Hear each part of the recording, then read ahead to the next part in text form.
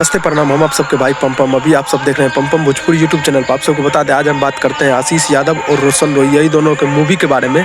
जो आशीष यादव और रोशन रोही का दोनों का मूवी जो कि मगही में बहुत बढ़िया फिल्म जो कि बना हुआ है, तो वही के विषय में बात करते हैं। आप लोग प्लीज़ भाई वीडियो को पूरा देखिएगा, आप सबको पता चल जाएगा कि रोशन रोही आशीष यादव का फिल्म में सबसे बढ़िया फिल्म किसका है और सबसे बेसी फिल्म में किसका रुपया, सबसे बेसी किसका फिल्म हुआ है जो हिट होगा। तो यही के बारे में आज हम बात करते हैं। आप सब प्लीज़ भाई वीडियो को पूरा देखिएगा।